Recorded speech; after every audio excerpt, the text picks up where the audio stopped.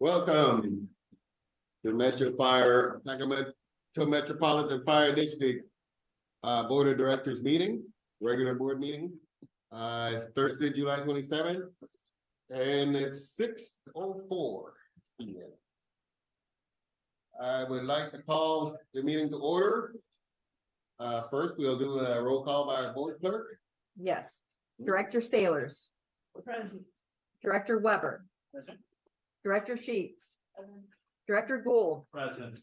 Director Rice. Director Jones. Here. Director Costa. Here. Director Clark. Present. Director Wood is absent this evening, and as Director Rice is absent this evening. Next, we'll do our pledge to our flag. Director Costa, will you please lead us in pledge? I pledge allegiance to the flag of the United States of America, to the republic for which it stands, one nation under God, indivisible, with liberty and justice for all. All right. Next, we get to Metro Cable announcement. This meeting of the Sacramento Metropolitan Fire District will be cablecast on Metro Cable 14, the local government affairs channel, and Comcast, Consolidated Communications, and AT&T Uverse cable systems. This meeting is also webcast at metro14live.county.gov.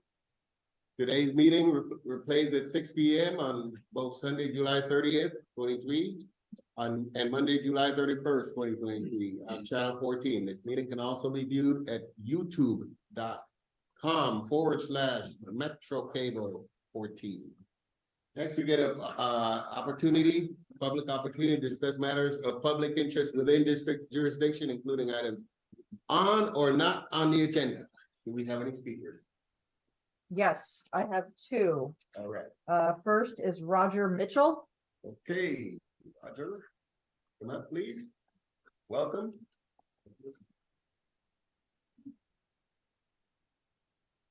Good evening, Board, Chief, Administration. My name is Roger Mitchell. The last time I was here, I spoke to the board about a program that the National Horseless Carriage Club of America has. What that is they issue a very small plaque. It's a dash plaque. They go on any vehicle, airplane, boat, fire engine. It's 100 years old. So I told you about that, and I took the liberty on your behalf of sending in the request for that. And tonight I have with me that plaque to go on the engine that you own proudly. It's called a Vipsy. It was real into the original engine, but you are the proud owner of it now. And so I have the plaque and a letter that came with it. I'd like to approach the board and let you look at the plaque and read the letter and let me tell you a little bit about that, if that's okay with you. Would you, just to make things move along, would you read the letter? Yes, sir. And then that way then you could show us the plaque, because if we all read the letter, it's good. You asked me to do that and I didn't bring my glasses up here with it, but I think we'll do just fine. I loaned you mine, but it probably wouldn't. Yeah, it says, Century Plaque Registration Finalization. It says, hello, Mr. Mitchell. Attached in an envelope is your Century plaque for your century-old vehicle. Plaque number 2435. That's actually the engine number of the engine. It's for a 1923 Dodge Brothers fire engine. The ID number and the vehicle that is assigned to it written on the back of the plaque. If you have ordered multiple plaques, which we have not, for multiple cars, then please do be sure to apply the correct plaque on the correct vehicle. Thanks so much for purchasing the plaque. You paid the $5. All right. And being part of the Century Plaque program. P.S. Thanks for all the extra history you gave us. So that's the letter.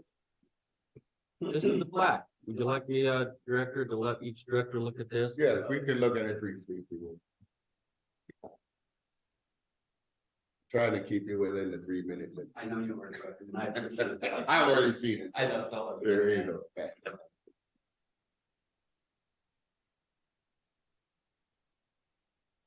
So what we envision with your permission, and I've spoke to the chief and the chief in waiting, as well as Director Clark was there, if we can have a presentation at the board's time and place to place this on, old Betsy. Have the news there, television, print. I have a number of commitments from the Horses Carriage Club that I do belong to here locally, if they would like to participate and bring some old cars. So I think it could be a nice thing for this district and publicity for this district. So that's why we have it. And certainly, with the board and the administration has set the time and date and place to do this, that's why we're here, and to tell you about it, and certainly take any comments or questions you might have. You have any questions? No, sir. Hearing none, thank you. Thank you, Director. Roger Mitchell. I almost called you Director Mitchell. I misused it. That's okay. All right, next speaker, please. Chris, is your a general comment or is your comment regarding the ordinance? Okay. Hi, I'm Chris. I just wanted to come out here today and express my gratitude for the way you guys treated me the last time I was here. In the decades that I've been attending board meetings, whether I'm just sitting in the audience and watching what's happening, or I'm actually giving public comment, nobody has treated me the way that you guys did, in a very positive manner. You made me feel like I was heard and that what I had to say actually mattered. And so again, I just want to say thank you for setting this standard that I don't think anyone's ever going to live up to again in the future of me attending board meetings. Thank you. Wow. Thank you for your comment. Yeah, I guess so. Hope so. Okay, all right. So next we go on to consent items. You've had, directors have had a chance to look at the consent agenda, and do you have any questions? There are none. I'll entertain a motion to approve. I'll make the motion, please. Motion by Director Ray, second by Director Costa. Board Clerk, will you Yes. call the roll? Director Sailors. Aye. Director Weber. Director Sheets. Aye. Director Gould. Aye. Director Jones. Aye. Director Costa. Aye. Director Clark. Aye. Thank you. Motion passes. Okay, next we move on to action items. And this will be the final reading and adoption of ordinance 2023-02, accepting the Nexus study to updating the fee schedule for operational permits, plan review, new construction, inspections, general fire and life safety inspections, and other miscellaneous services. There you are, AC. Good evening, directors, Chief Hagerty. I'm Barbie Law. I am your fire marshal and here tonight for the final reading to adopt ordinance 2023-02. So we completed a Nexus fee study after not having that fee study done since 2015. So that was completed recently by NBS. We first came to the board in June at your second meeting in June to do a presentation item to make the community familiar with the information. We then proceeded to our first hearing at your last meeting. We did receive public comments as well as your director comments. Staff went back and conducted research, and we're here tonight for our final reading.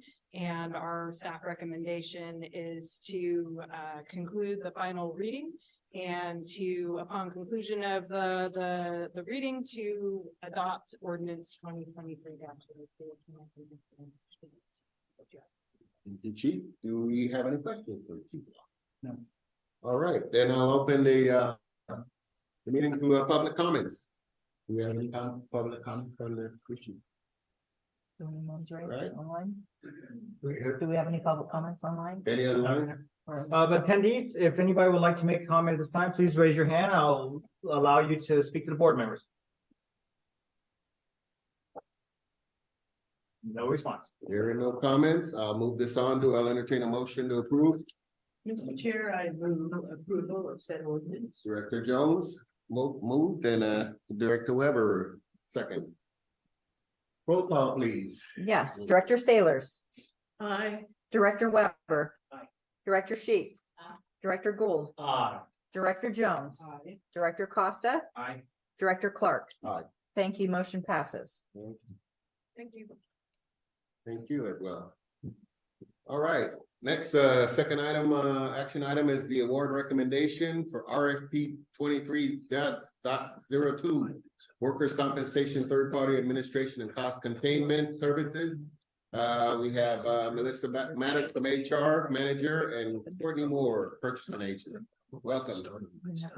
Good evening, Directors, Chief Poverty. As you said, I am Courtney Moore, the purchasing agent for the district, and I'm here to present the award recommendation for workers' compensation third party administration and cost containment services. Would you speak into the mic? Yes, please. There you go. Thank you. Hear you. Yeah, thank you. No, it's just a different mic. I'll just tell you a little bit more about the process that we went through. So as you know, the agreement with the district's current third party administrator, EPA, is coming to an end at the end of the 22-23 fiscal year. So purchasing in conjunction with the Human Resources Division, Local 522, we began to develop the request for proposal document, the RFP, for the upcoming solicitation for the TPA services that we would now be needing. And prior to publishing the RFP, the solicitation documents were provided to General Counsel and to Local 522 for their legal review as well. So then on March 31st, the RFP was published on the district's website and on opengov.com. And in case you're not familiar with OpenGov, it is an e-procurement bidding portal for government agencies. So we can post all of our solicitations there. It's free for vendors to register. And then whenever we post a solicitation, if they're following our page, they get a notification. And with the RFP, in order to be eligible for a firm to submit a proposal, they were required to have experience providing TK services within the public sector and be experienced providing services in accordance with Labor Code 4850, which is for firefighters, public, police, sheriff, and public safety occupations. Interested proposers were given the opportunities to submit questions until April 12th, and we made sure we answered all questions that were asked. All of our responses also get posted on OpenGov for everyone to see.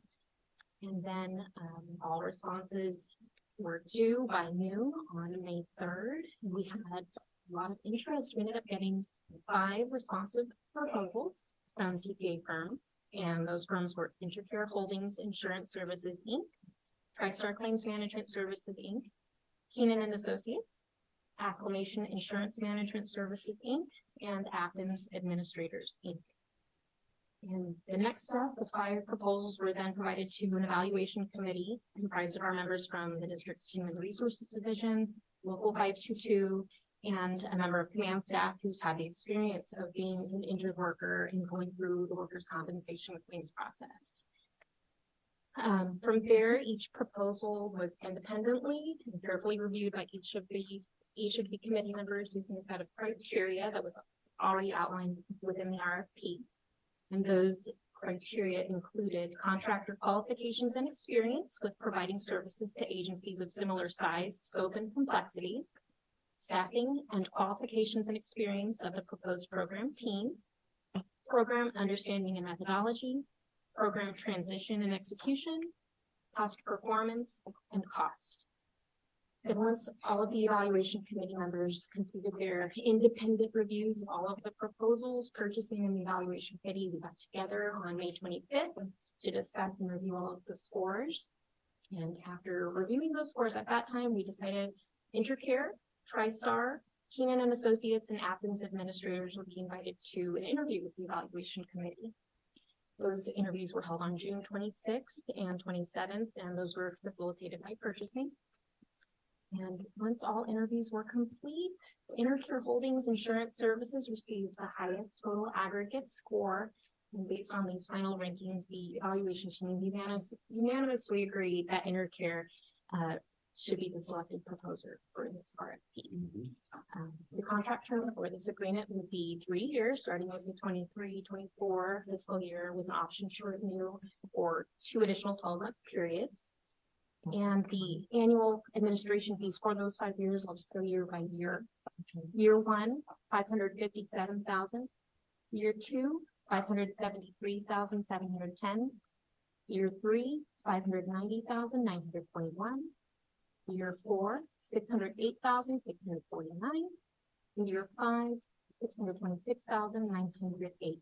What you're seeing there is a 3% annual increase year to year. And so staff recommends that the board authorize the fire chief to enter into a contract for workers' compensation pay services with Intercare Holding Services Inc. Is there any questions about the process? Do we have any questions? As far as thought process, but when does this take effect? If we vote on it tonight? Yes. So It's already started, basically, because it's fiscal, right? Once we make the decision tonight.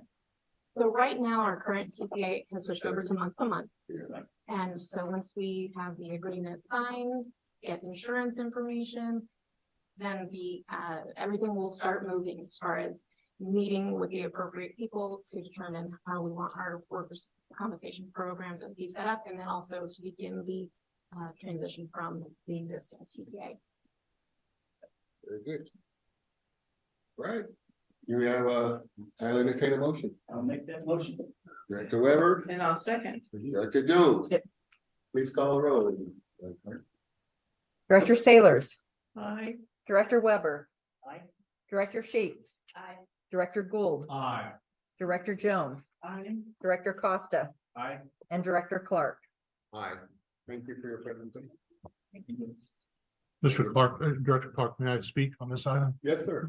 So I just want to commend the team that has been working on this. This started, I think, the second week I arrived in January. And so they have been persistently working on this. They putting the RFP together, soliciting responses, getting those responses.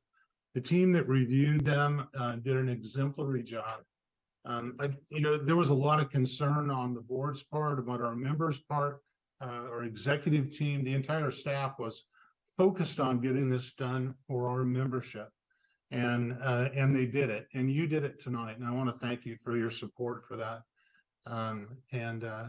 This is one of the big pieces in our workers' compensation program, and I really look forward to hearing in future months how our members are doing when they are injured and they come and they need help. I think this is an important nugget in part of that. So I want to thank the team for that.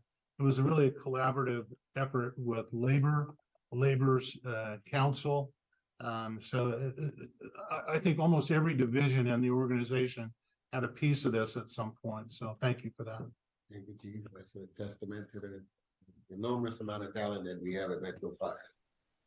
All right, next on the action items, we like to adopt a resolution authorizing the fire chief to approve medical treatment for workers' compensation injuries. Parity, yeah. Thank you, President Clark. I bring this item to you tonight. Again, it's part of the workers' compensation piece. You have many times asked me to intervene in a way that was positive on behalf of our membership when we have some sort of impediment to getting them the medical services that they need. And I have done that already. This item codifies the action of the fire chief to intervene on behalf of our employees when there is a delay and there is a substantiated medical need, a service that we can offer them. And so I ask for your support in this. It protects the fire chief in this action as an individual and by resolution codification of this action. So staff recommends that the board of directors adopt this resolution authorizing the fire chief and his or her designee to approve requests for medical treatment made by an injured employee's physician under the criteria and conditions set forth in the resolution, which are drafted by our general counsel. Thank you. Good. Do we have any questions for the chief? Mr. Chair, I just want to say a big thank you to my HR, Melissa. I had some questions earlier about the wording of all this, and she assuaged all my concerns. Thank you, Chief, for stepping up and doing it, and I'm more than prepared. I'll move the staff recommendation that we codify this. You got a motion by Director Jones? Oh, Oh, do you have? no, let me allow my fellow director. I didn't have a question. I know you want to make the motion and deserve it. Brought this issue up to us.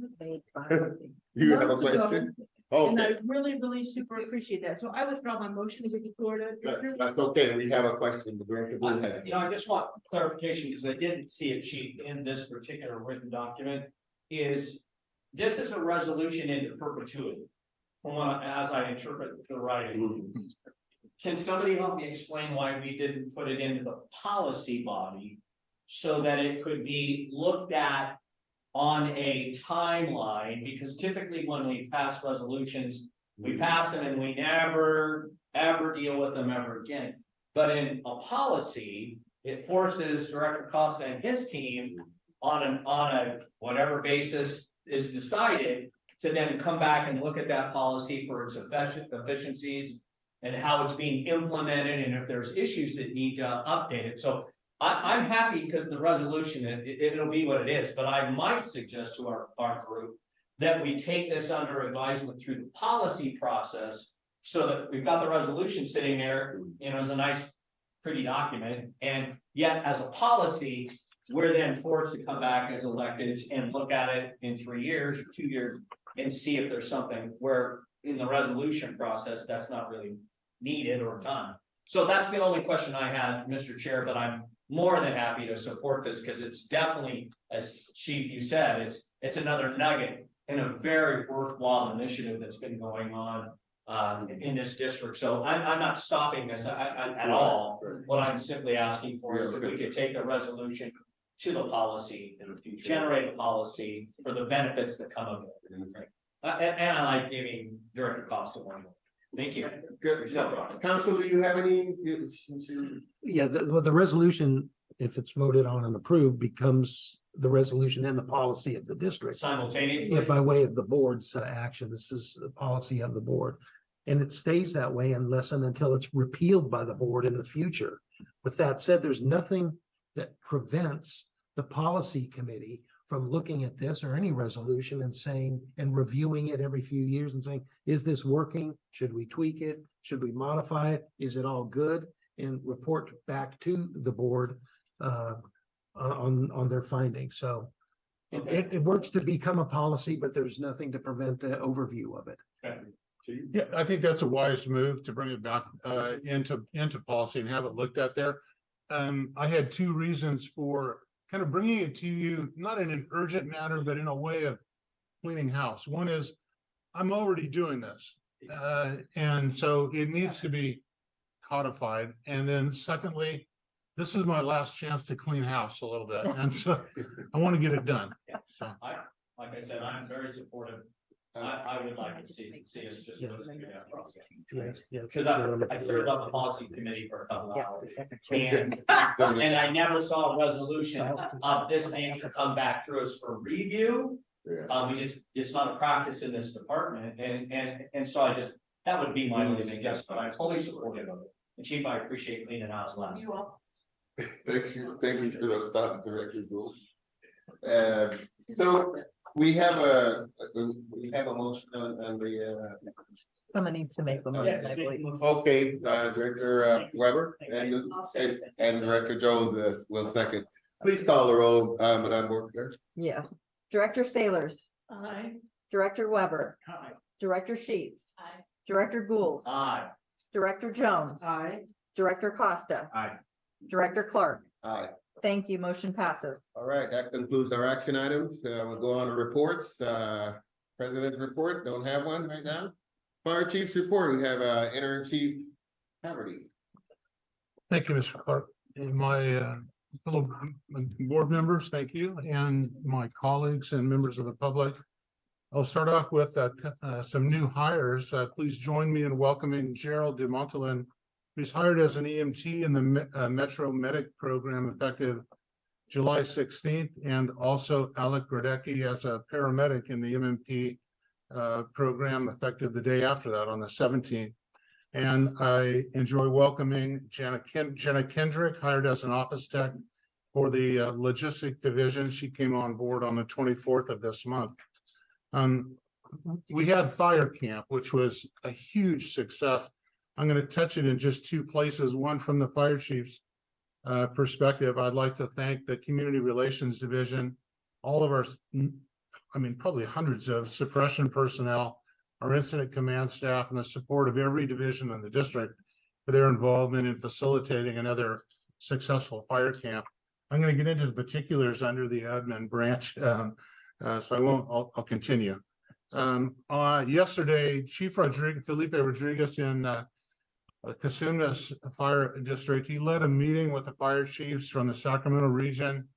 We had elected officials from Cosumnes Community Service District, Supervisor Pat Hume, and every hospital executive was present for really a collaborative effort to discuss wall times, another big issue, and to identify some realistic strategies to reduce these wall times in Sacramento County. Unfortunately, Sacramento County currently has the highest wall time in the state, and not just by a little bit, but by a lot. And it's really just with the continued partnership efforts with the electeds and with our friends in the administration of the hospitals that we're going to reduce it. And one of the most notable positives that came out of the meeting was, I guess, the recognition that it's the small things that make a big difference at the hospitals. And they began sharing hospital yesterday, which was pretty neat to see, in our presence. It was just the opposite of a finger pointing exercise. It was really an opportunity to enhance partnerships between field crews, literally through their fire chiefs, and the hospitals and the ED staff. So I look forward to some big changes there. Lastly, under my report, I'm happy to say that I've been continuing to work with Chief House on our transition and helping him in different ways, and he's been helping me too. So I greatly appreciate that. That concludes my report, sir. Thank you. Do we have any questions for the chief? Okay, hearing none. Let's go on to operations report. Chief Mitchell. Thank you, President Clark. Good evening, directors, chief, everybody here in the audience and virtually. Adam Mitchell, Deputy Chief of Operations. I'm just going to give a quick update for me, and I'm going to invite Chief Nikki up.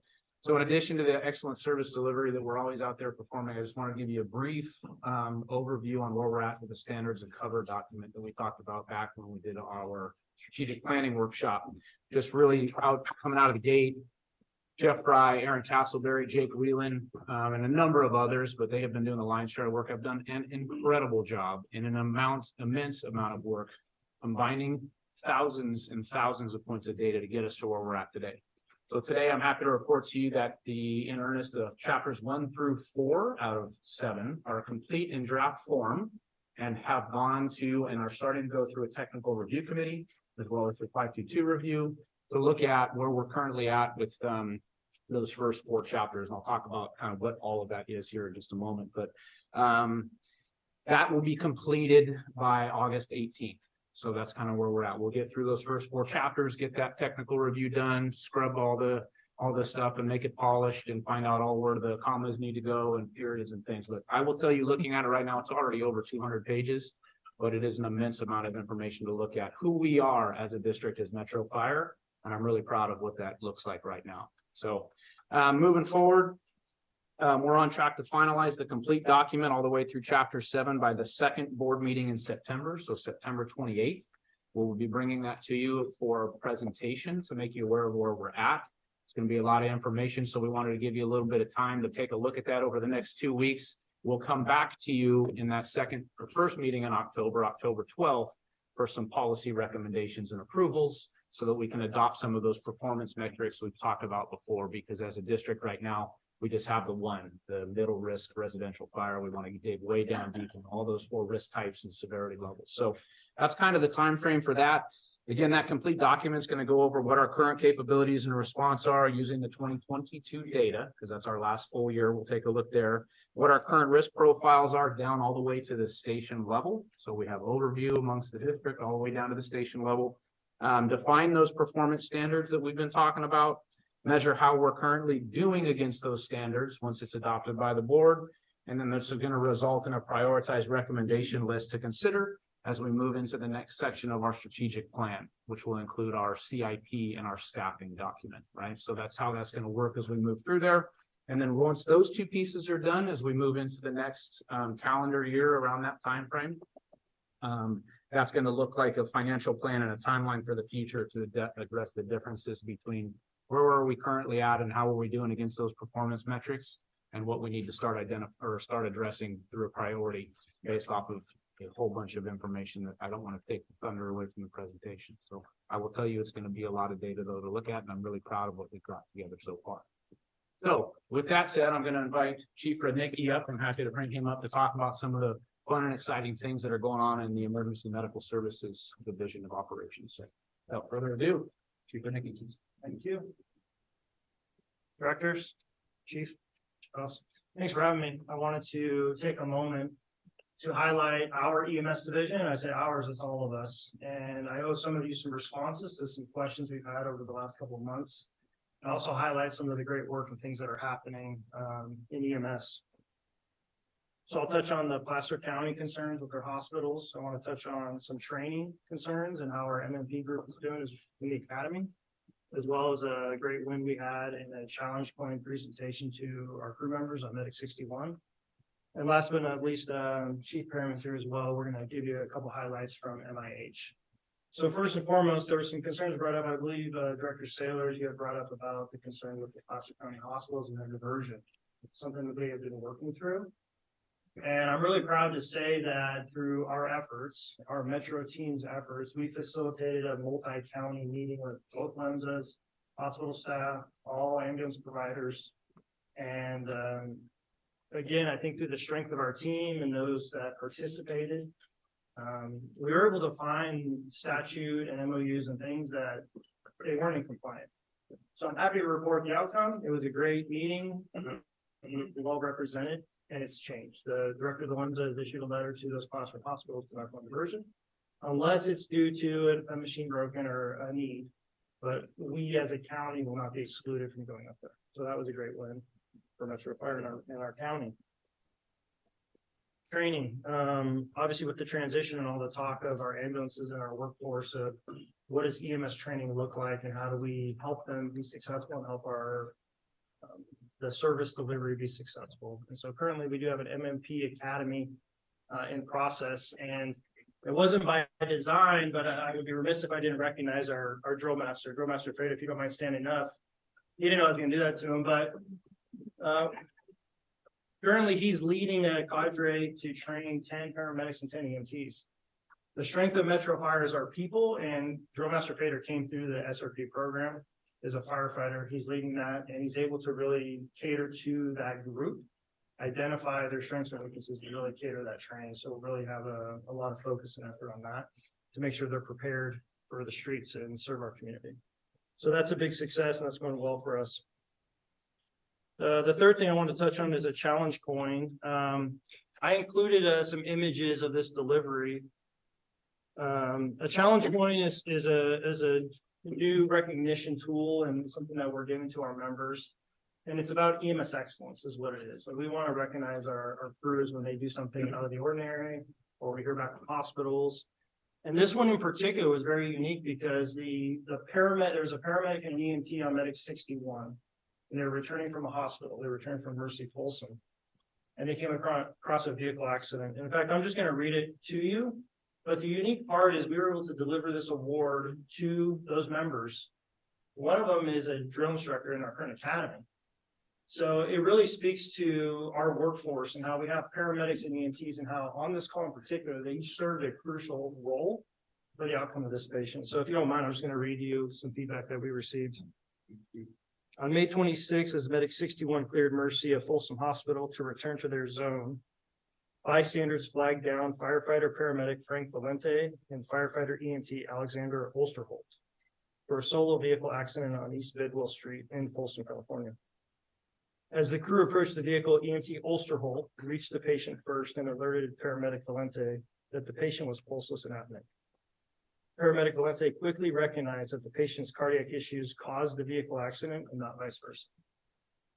The patient was found to be in VFib, and firefighter paramedic Valente defibrillated the patient twice, successfully regaining pulses, and delivered the patient to Mercy Folsom's emergency department with a dramatically increased chance of survival. The patient was diagnosed with a severely occluded coronary artery, and thanks to EMT Osterholt's quick recognition and paramedic Valente's astute cardiac care, the patient survived and is doing well. The success is 100% on the crew per Mercy Folsom's liaison. So this was feedback they gave us and how it came to our attention. They said in quotes, they did an amazing work on this guy, end quote. So that was a great example of how our EMT played a crucial role in that. Did his assessment and played his role, did it well. So we're really proud of that one, and we're able to recognize them in front of this new class of 20 new MMPs. So we're able to talk about that teamwork. With that, I want to bring up Chief Scott Perryman to talk for a quick update on MAH, if you don't mind.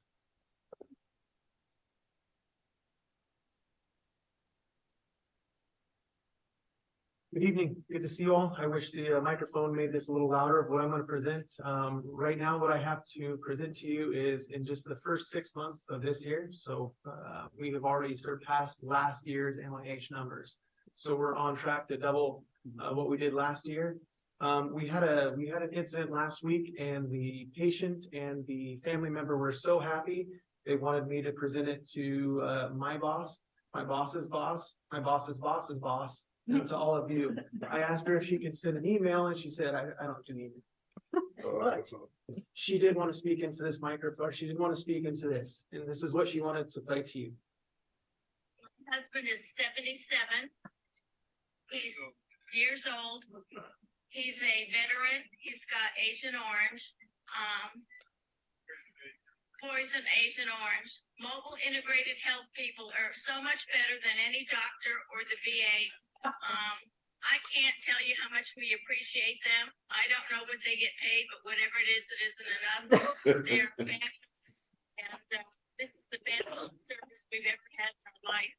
And I hope you continue with this. This is a great service for people that are in bedbound and a lot of trouble. I'm recuperating myself from kidney cancer. My husband's got cancer. And he's got this horrible thing on his back, and they've been beyond fabulous. I can't say enough about these people. I hope you continue with this. This is the best service we've ever had. Thank you very much. Bye. And that's just one individual that we've been able to serve. Just one. So we're doing some great work. We have some great support, and thank you for supporting the program. Good job. Great job. Great job. How can you not have your shoulders go back? Hey, that's not what it is. Down a little bit after some of those reports, right? Incredible work. Absolutely. I will say, Chief Perryman, Chief Rednicki, and myself met with Police Chief Alex Turcott yesterday, and also talked with him about MIH, and they're very excited to partner with us on how we can continue to integrate the law enforcement as well and help them out with some of their stuff. So we're looking forward to that. And with that, that ends the operations report. A little long tonight. Hopefully they're getting paid well. That sounds like it, yeah. If not, we have to work on it. Chief, thanks for that report. In your report, you mentioned that there are 4 chapters that have been completed in this report, and you mentioned that they're in excess of 200 pages. Is there any chance for us slow reader types, if we could have some of those chapters leaked our way so we could get ahead of that power curve? Because if you give me several hundred pages of data to review, Christmas is probably a reasonable time to have that done. So if there's any way that you guys, I know you want to polish it up, and I know nobody wants to share galley pages with us folks here, but the reality is that if we can chop that up into a little bit smaller bite-sized pieces, we might be in a better way to have a more deep conversation about all the policies and decisions that you would like us to make. So I'm fine with galley pages, if any of you are familiar with publishing, you know what that is, but I'm fine with those. I don't think it has to be 100% every dot and every picture per, because it's just, that's a lot of, and super important data for us to process and understand. I'm speaking only for myself. No, I'm not no, the sharpest I'm in jack in the agreement. shed. And so if I can get out ahead of it, I would just personally appreciate it. Yeah, and I understand it and totally agree. Unfortunately, But I'm not the sharpest back in the shed. there's plenty of pictures and stuff and graphs in there too, so it's not all 200, but, so yes, we'll talk Okay, about what all that right. looks like and try, we're not, that's why we don't want to rush through it. However, we do Yeah. have a timeline we want to make sure we Yeah. maintain. So yeah, we'll work on that. And I Okay. know there he is in the back. He's like, I've seen you. But we'll figure it out. But I think you can appreciate it. Yeah, oh, so, yeah, I went through it once already and it was a lot, but I will tell you, the amount of detail in there is astounding, and there are some very high level points that we want to make sure that you focus on. Right. And so that's kind of where I would like to take that, and we'll work together on that. Well, I'm assuming eventually this document will become a public document. Yes. And it would be helpful if the electeds had a really deep understanding of it, given the importance that it will play in the future of this district. Our goal, and it's built in a way, as we have mentioned before, it's done in-house for the first time, and not a whole lot of agencies can do that. We will be able to update it because of the structure that has been built by our team year over year to look at how we're doing to track. So yes, I hear your message. Director Sailors has it. And hopefully we'll have an audible version of it. It'll be in Jeff Ryan's voice. Yeah. Okay, thank you. All right. You're published. Any other questions? Hearing none, thank you very much for that great report. EMS Director Rednicki, Scott Perryman, and Chief Mitchell. Next, we go to administrative report. I think Chief, you said you were gonna do that? I'll do that for Chief Bailey. Yeah. Bailey? I'm gonna put a little caption on Chief Mitchell's report from operations, specifically in EMS as well. Yesterday at the meeting with the hospital administrators, when the subject came to innovation in the pre-hospital world, it was Metro Fire that we talked about. And it was these two gentlemen, Chief Perryman with MIH and telemedicine that he's looking at, and Chief Radicki in addressing wall times with consolidation of patients.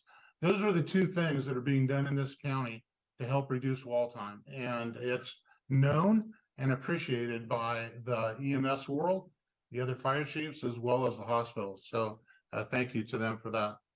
From the administration branch, I'm going to touch on HR, finance, and then I'll end with community relations. From finance, the district's procurement office, staffed by Courtney Moore, who you heard from this evening quite nicely, has been successfully transitioned into the finance division.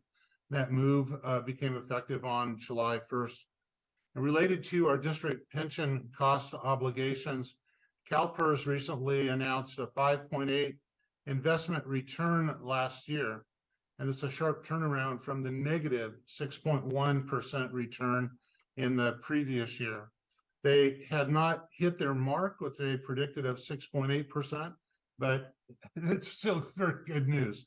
So CalPERS will issue the district's pension cost estimate for next fiscal year in September, so we kind of have that to look forward to. From human resources, we have fire mechanic recruitment closes on the 31st of this month, so next week, as well as our paramedic recruitment closes on the same day. And firefighter recruitment closed on July 7th. They had 47 qualified applicants for the 24-1 Academy. And they're doing backgrounds, so we have for the MMP 23-2 Academy, 13 paramedics are currently in backgrounds. We have miscellaneous personnel in backgrounds, 2 administrative specialists, and our legislative analyst is in background as well. And then I'll finish with community relations. I'd mentioned to you about Fire Camp, huge success, 4-day camp. It's the largest community outreach program that we have. 80 children participated, ages 11 through 13. We had 25 firefighters who volunteered their time as counselors and the incident command staff. And I'd like to thank President Clark and also Director Wood, not only for their continued support. They came out for fire camp on Friday. but each of them had a family in the camp this year as well. So that was huge. We received a letter just today in community relations from a camper that I think just puts a capstone on everything. I would enjoy reading it to you. It says, "Dear Fire Camp Board," see you guys. "My mom works as a school counselor with San Juan Unified. She collaborates with retired Metro engineer Scott Schneider and his Del Campo students. She thought it'd be a great experience for my brother and I to learn about what firefighters and paramedics do, and she was right. Metro Fire Camp was an amazing experience and a huge confidence booster for me. One of my friends came to camp with me, but at the end of the week, I had a couple of new friends also. I think that fire camp boosted my endurance while having a fun time. My parents were worried that I wouldn't have the energy to attend my comp soccer practices right after fire camp each day. I showed that I could give fire camp all of my effort and then leave the rest on the field at soccer. I may have even performed better on those days. My favorite part of camp was the punishment tower, racing against other teams, and the members of Strike Team 9 was thrilling. My friend Leah and I raced against our team leaders, Alex and Greg, and we beat them. Although if we had to carry the bundles, they definitely would have won. Sunsplash was super fun too, but I wish we could have gotten more free time. Last but not least, my group leaders were absolutely fantastic. They made me believe I could do anything. Overall, Metro Fire Camp was a phenomenal experience and a humongous confidence booster. Thank you. Sincerely, Presley Pimbra, age 12. So again, thanks to our membership. Thanks to you for supporting that. And I hope it continues. This was our 27th year. That concludes our report, sir. Oh, Chief, I was asked by one of the board members to ask you who started fire camp. There's a small group of people that started fire You're camp. the godfather of fire So, Yeah. I know you're being humble, but you are the godfather. some of them are older now. Absolutely. Thank you so much for starting that program. All right. Wow, after that report, and the Chief Wagman is not here, so.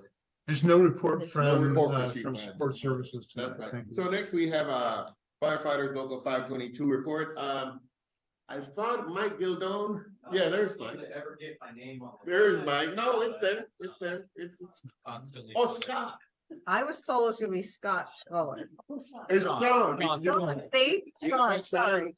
I'm here, I can't get Wow. my name on the list. I apologize, Sean, because not- Matt Copeland mentioned it to me earlier in the week, but That's okay, no problem. that's all right. You're here now. We've had a lot of changes recently, so it's okay. No problem at problem. all. Thank you for So, coming. Good evening, President Directors, President Clark, Chief Haverty, Chief House, executive staff, members of the public. My name's Sean Scullard, Director for Local 522 Captain here at Metro Fire Station 65 on the B shift. So my report this evening will be kind of focused on the duties that I do, administrative duties for Local 522, working with administrative personnel here and specifically work comp issues. So first and foremost, I want to congratulate Chief House. I know that that official inauguration shifted and I thought it was going to be this evening, which would have worked out great.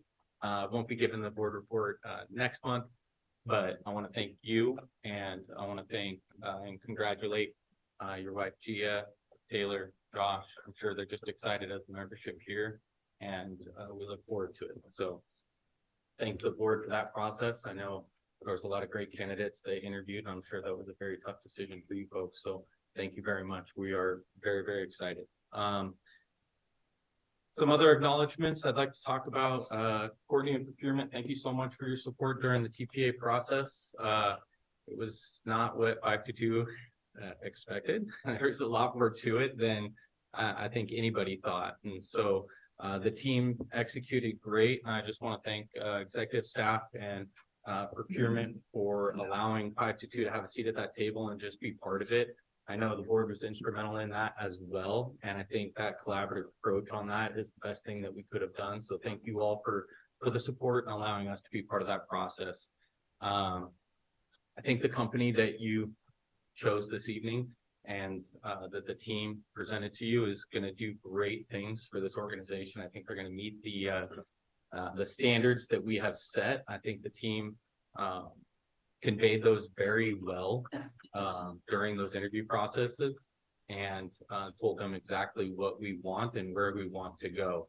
And the neat thing is that it sounds like we get to steer that ship. This organization gets to steer that ship. So as excited as I was to hear that get voted on and think that it's over, there's still so much work that needs to be done. So what's neat is that that company in particular, and I hope I can start sharing a little bit more now that it's in public, but that's my boss over there. I have to clear everything with her. She's so nice about it too. She's so sweet about saying no. Just looking for the head nod, but it sounds like they'll be willing to do some sort of work comp 101 for the membership, maybe in a form of a PDP. We've talked about it at labor management and general staff, and I think that would be very good for the transition. Actually, I think it's instrumental for the transition because as you're aware, and I think everybody in the room and everybody that's watching in the membership, they've lost some trust in the work comp system. And I think part of this transition is to rebuild that trust, explain the process, and get out of some of the myths that are out there about the work comp process. Have this company come in and educate them, put a face to the name for the adjusters, for the company that's actually going to be making contact with our injured workers, to get some trust and get a little bit of rapport as we do this transition. I think it's instrumental. So it's just not some other TPA that they're just dealing with. You know, they can start taking some ownership and get to know the adjusters. And I think the company's 100% on board and willing to do that. Very, very personable, and I'm excited for that transition. So thank you for the action items. Thank you for supporting those.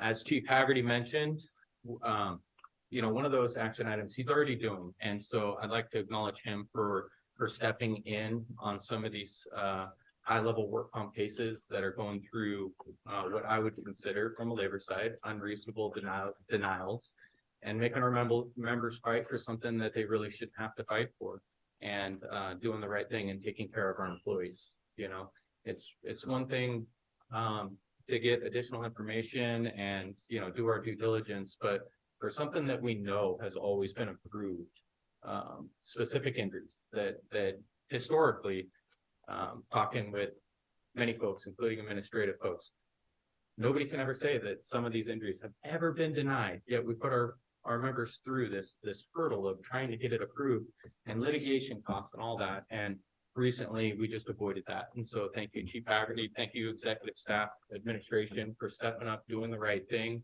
And I can tell you it was a very, very rewarding phone call to make to the member to let them know that their case got approved. They were with their family. They were getting ready to go into radiation treatment. And so to give them that, it makes everything worthwhile. And they wanted me to also express their gratitude. They really feel like they were taken care of. I think the tides are shifting a little bit. More of our members, the more the agency stepping up and doing the right thing and taking care of our members, they are very, very appreciative of that. They're so happy. They just want to get back to work, right? And that's what all firefighters want to do. They want to get back to work. They really want to get back to work, whether they're healthy or not. They just want to get back in the firehouse. They feel like they're creating a burden on their brothers and sisters that are in there. And so they want to get back. The best thing we can do is get them back healthy. And so that's where you folks come in. That's where the fire chief comes in. Chief House, that'll be soon your job, and we look forward to working with you on that. And so thank you very much. Some other acknowledgements. I'd like to thank everybody who volunteered their time in fire camp. I would agree. I think it was fantastic. We got to go out there on boat 65 and show the kids the boat and everything, which they just absolutely thought was the coolest thing in the world, which it is. And the helicopter is cool too. I'll get to that because I'd like to throw some kudos out their way. But volunteers at fire camp, volunteers that volunteered their time out at the state fair. I know it's still going on. I was out there today on First Responder Day with my family. Got to see tons of our members out there. I think there was even some competing in the cook-off. which was great. We sat down to get ready to watch them, and the first round happened to be law enforcement, and we love law enforcement, but we didn't want to see bad food get cooked, so we left. And so we had to get to the board meeting, so I didn't get to see how our firefighters did, but I'm sure they did fantastic. I think they took first place last year, so all the volunteers out there for their time, we thank you. Kudos to the Air Ops team. I think many of you have asked in the past to just share some stories and some good recognition. And I recently got to be involved in a call where we had a boat rescue drowning on the river. And before our boats could even get out on the water or reach the scene, the helicopter was on scene, giving coordinates, guiding everybody into the appropriate direction. It was a weekend, lots of people on the water, super hard to navigate. The Air Ops team lowered 2 rescuers down to the ground. And by the time we got there, they had 2 rescuers down on the ground performing life-saving efforts on the patient. And en route, we transported the patient in the boat to a spot where we could get him into the ambulance. And still on the water, I hear on the radio that the helicopter is now en route to Grass Valley to help our neighbors. So it's like they're just jumping one emergency to the next and just totally switching gears from being in a helicopter, getting down on the ground, performing life-saving measures, then going and fighting fires and doing that. So I just really want to put some kudos out there for them. I think I appreciate it a lot more now working in B14 and seeing the impact that it truly has on us in B14 on the river and the amount of grass fires and stuff we get. So thank you to the Air Ops. With that, if there are any questions for me, I know it's very quick with the work comp and very specific, but if there's anything else that you guys have for me, I'll take any questions at this time. But with that, go ahead. Yeah, I'll make a comment. I just wanted to thank you. I think it's really important information that you're giving us, especially with the new company coming in and level setting and building that trust. I think that the members deserve that, and we owe that to them.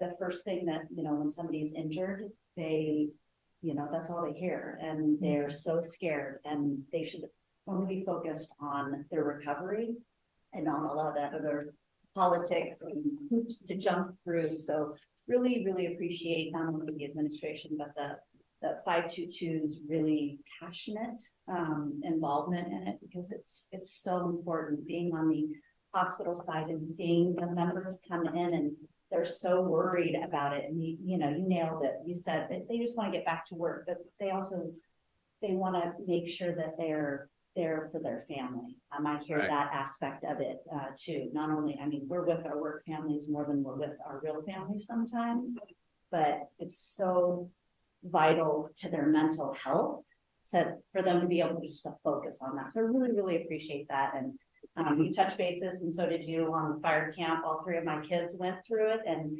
they're now in college, but they still talk about it. And I loved hearing that letter. It was just like, I remember how excited our girls were and the confidence that it really built for them. So I just loved it. I love the presentation. Thank you. Yeah, Sean, I was just wondering about the workers' comp 101, if we could be invited to it too, because I'm sure there's a lot of information that we could glean from it. Yeah, I think it would be great. It's something that we've already talked about, and I hope we just make sure that gets done. Absolutely. Key part in it. And I'd be mistaken if I didn't acknowledge Melissa and Candace too. Great work. I know that they are so busy, and obviously our current CPA on a month-to-month contract, there's struggles with that. And I think Candace is working so hard right now to keep everything together as best as she can, as one person doing that. It's a huge struggle. I think the more you get involved, you start pulling back layers of the curtains, and you get exposed and understand things a little bit better.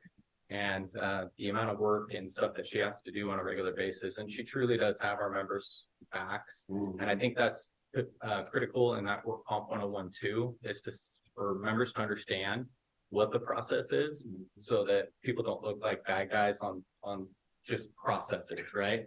I'm not saying there's things that we can't clean up in the process. These action items right here will do that. I mean, we're already seeing it, and I think that's fantastic.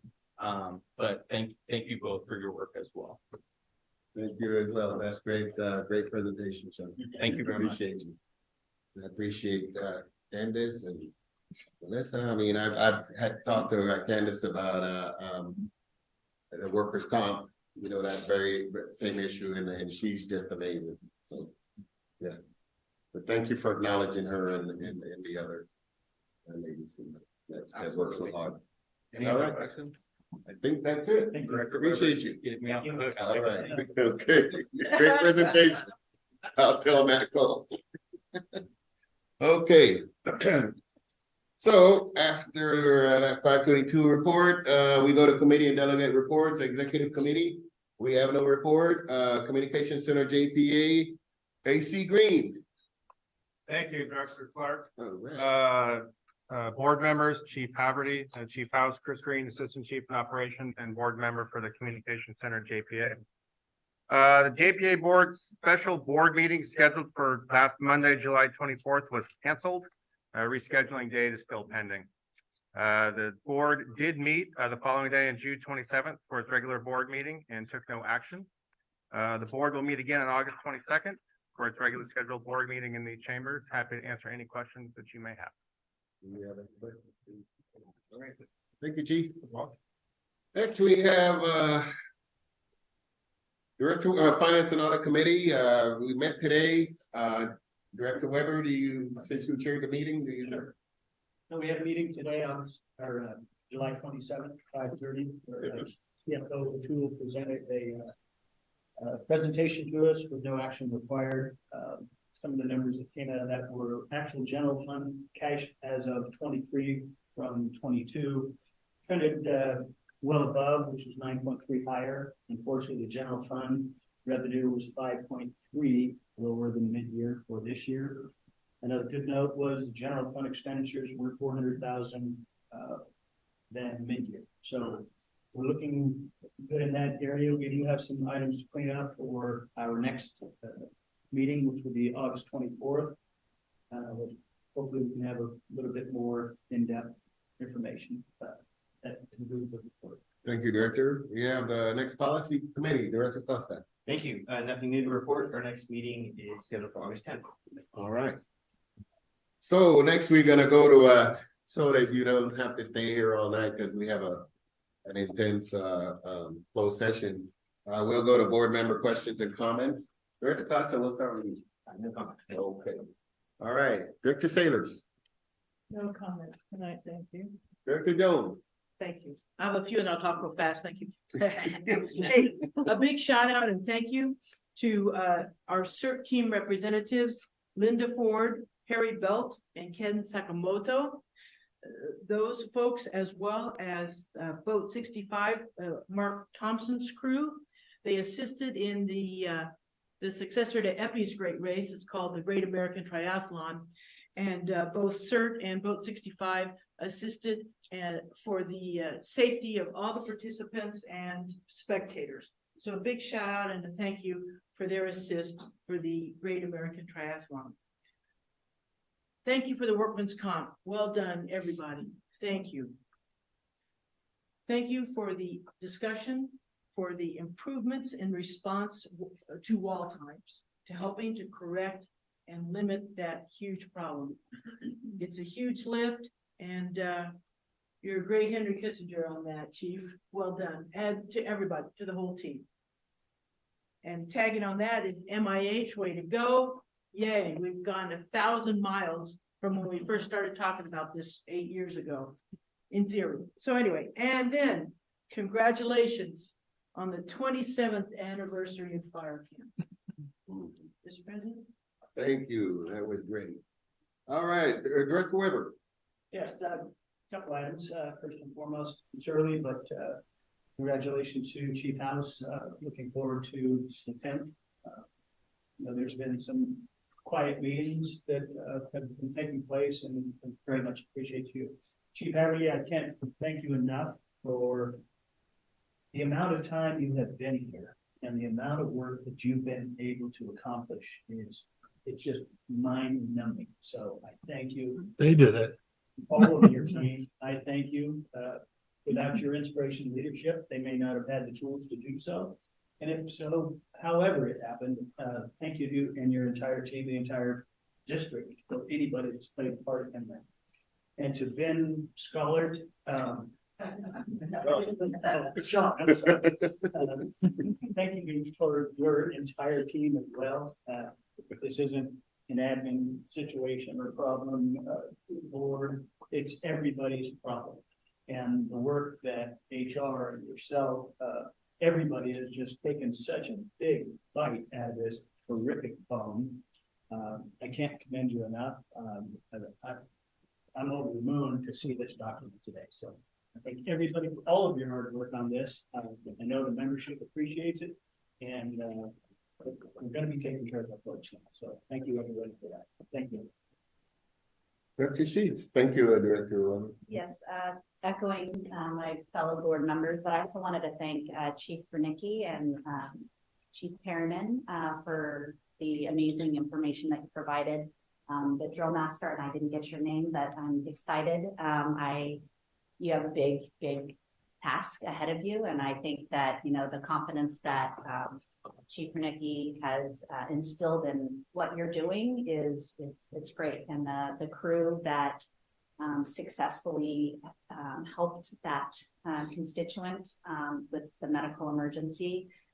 Just when I think that I can't be more proud to be part of Metro Fire, then I hear stories like that. I'm just like, gosh, and that's just one story, right? And so, Director Wood always emphasizes we want to hear more of those stories so that when we are talking about, the members who are the frontline staff and who make this district what it is, it's amazing. So just thank you. And sorry, I called Scott or Sean Scott. I always call him by his last name, so I apologize.